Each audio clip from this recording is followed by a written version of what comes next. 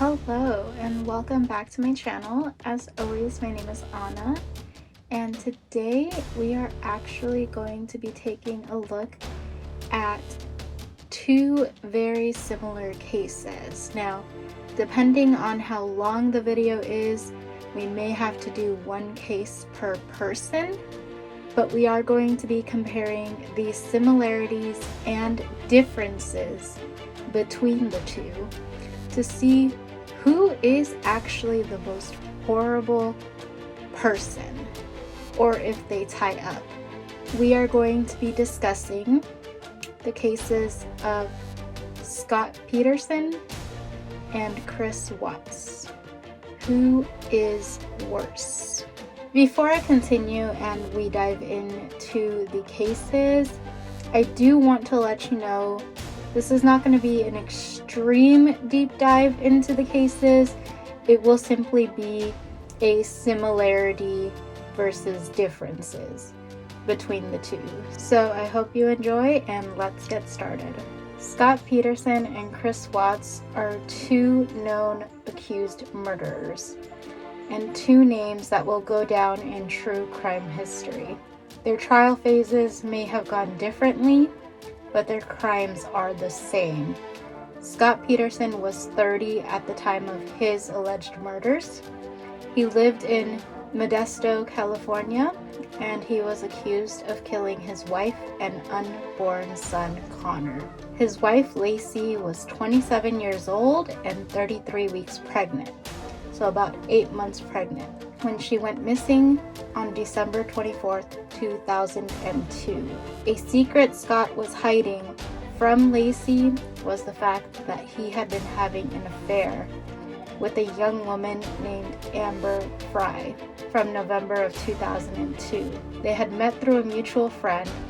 Scott, however, would deny ever having any involvement in the murder of his wife and son, claiming that she must have been murdered while she was out walking their dog that day, even though he would be found guilty of the murders on November 12th, 2004. He is now serving his time in San Quentin State Prison. Chris Watts, on the other hand, was 33, living in Denver, Colorado, when he murdered his wife, 2 daughters, and unborn son. His daughters, named Bella Marie, who was 4, and Celeste Catherine, or Cece for short. She was 3. His wife, Shanann Watts, was 15 weeks pregnant with their unborn son, who she planned to name Nico. Chris, like Scott, also had a mistress. Her name was Nicole Kessinger, who he had met through work, and their affair started in July of 2018. Initially, he also denied any involvement in the murders. However, after a failed polygraph test, a confession would soon follow. He went straight to the sentencing phase after taking a plea deal to avoid the death penalty, and now serving his sentence of life in prison with no possibility of parole. He is now at Dodge Correctional Facility in Waupun, Wisconsin, where he had to be moved to due to safety concerns. The murders themselves are similar in the fact of victims, but different in the styles in which they were carried out. For Scott Peterson, the last time Laci Peterson was seen alive by anyone other than Scott was on December 23rd of 2002, when she went to her sister's beauty salon. The morning of Christmas Eve 2002, Laci had woken up before Scott, ate breakfast, and then when Scott woke up, he recalled both of them watching a Martha Stewart episode. Now, the couple was going to be spending that evening with Laci's parents for the holiday. However, earlier that day, Scott had planned to go golfing, but it was too cold, so he decided to go fishing. You would think it would be colder to go fishing than it would go golfing, but I digress. So the timeline goes, at 9:20 to 9:40 a.m., Scott is seen by his neighbor loading up his truck with his fishing equipment and heads to his warehouse. While Scott is at the warehouse, their dog Mackenzie is seen by a neighbor walking around with her collar and leash at around 10:18 a.m. The neighbor takes the dog and puts her into the Petersons' backyard.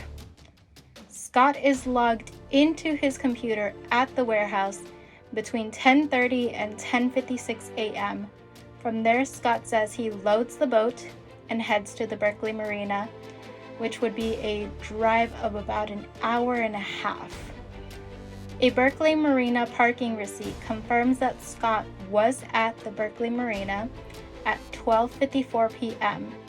He's in the water fishing from 1 until about 2 p.m. He leaves the marina and calls Laci on her cell and home phone. She doesn't answer, so he leaves her a voicemail timed at 2:15 p.m. He says in the voicemail the time. He also says that he is not going to be able to make it to Vea Farms for a basket, and if she could pick it up. Here's my thing though, is if he was planning on picking up that basket for the evening, which this was a basket that was meant for his in-laws, why would you go fishing an hour and a half away if you know that you have to go pick something up by a certain time, considering it's Christmas Eve and the stores are likely to close by a certain time? He claims the only unusual things were the fact that the dog was on the leash still and that the door was unlocked. He washes his clothes, eats, takes a shower, and at 5:17 p.m. calls his in-laws to see if Laci is there. Laci's stepfather would call police 30 minutes later at about 5:47 p.m. and police would be dispatched to East La Loma Park where Scott meets them. Scott and police return to the Peterson home and begin searching. Police note there is no sign of forced entry, no signs of a struggle, and no bloodshed anywhere in the home. Scott would spend the rest of his Christmas Eve with police being cooperative. They would search both the house and warehouse from 6:20 p.m. until 1:20 a.m. Christmas Day. During this time, Scott would volunteer to a 1-hour-long interview with police. Police would ask if he knew anything about what happened to his wife, and Scott would say, "I do not know." A jail phone interview from June of 2004 would reveal that Scott believed police thought he was involved that night, claiming he heard one of the officers say over the radio he was suspicious. December 30th of 2002. It has now been 9 days since Laci Peterson has been missing, and in comes Amber Fry. Amber Fry was the mistress of Scott Peterson. Amber Fry is young, she's 27, and a person whose friend has just provided her a newspaper that shows her boyfriend, Scott Peterson, involved in a case of his missing wife.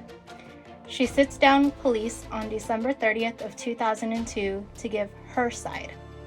She tells police that she is in a relationship with Scott and that she did not know about Laci or Connor, that Scott had told her he was single. They had met through a mutual friend of Scott's and had begun their relationship November 20th of 2002. The same day of the police interview, police would take Amber to a Radio Shack to get a recording device that Amber could put into her phone so that when Scott calls, she could record the conversation and try to find any evidence of Scott's involvement in Laci's disappearance. Scott would end up calling Amber on New Year's Eve while a vigil is being held for his missing wife and unborn son. Scott tells her he is in Europe, and they speak about New Year's Eve, resolutions, and fireworks. On January 6, 2003, Scott would call Amber to let her know that the woman that is missing is his wife, and Amber lets him have it. A day before Scott makes this call, the Berkeley Marina would be searched for Laci. Around January 14th of 2003, a newspaper had found a photo of Amber and Scott at her office Christmas party and told police they were going to print it. Police at this point had to tell Laci's family about Amber. When they told Laci's mother said, and I quote, "Why'd he have to kill her?" End quote. And finally, on January 24th of 2003, Amber gives a statement to reporters, and Laci's family would turn their back on Scott.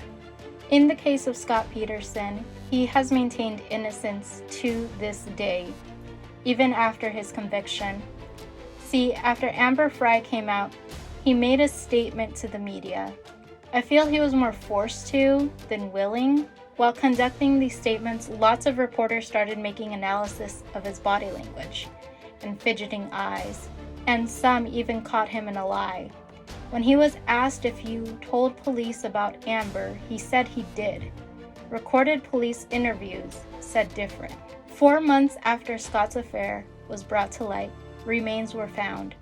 On April 14, 2003, a person out walking their dog called police to notify of a body that was found washed up on the shore of the San Francisco Bay.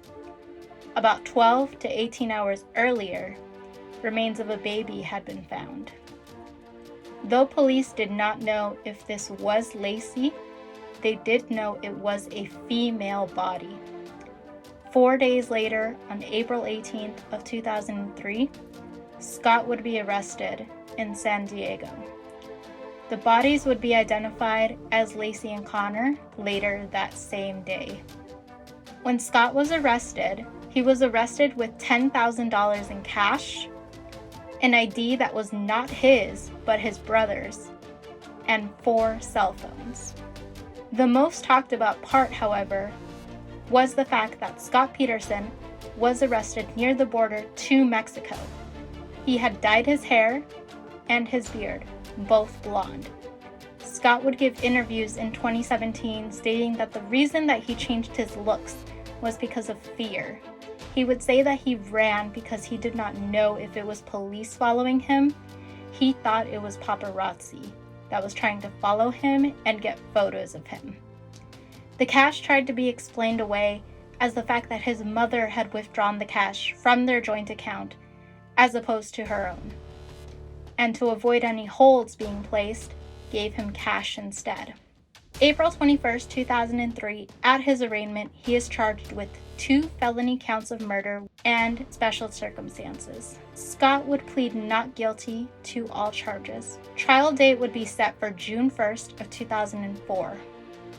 The prosecution's opening arguments were that Scott wanted his freedom. He didn't want a wife and a child.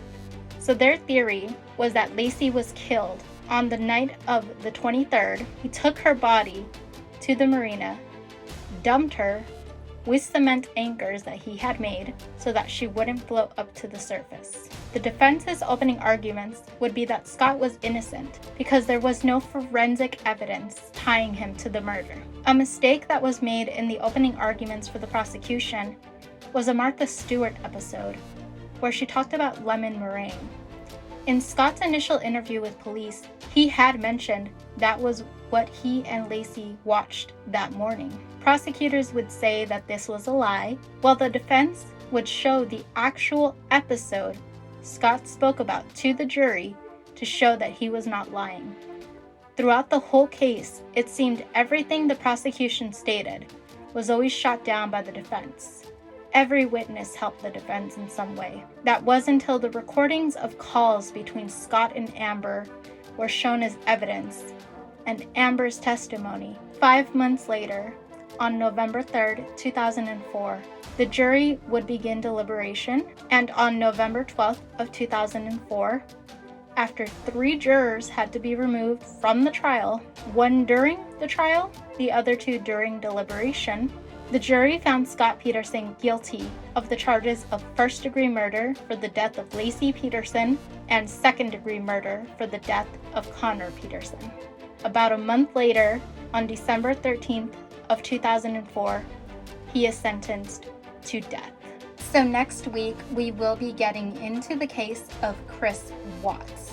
We'll be going over his case, his similarities to Scott Peterson. So I hope you're on the lookout for that. Don't forget to like the video, subscribe for more, and leave me a comment down below. Have a wonderful week, and thank you for watching.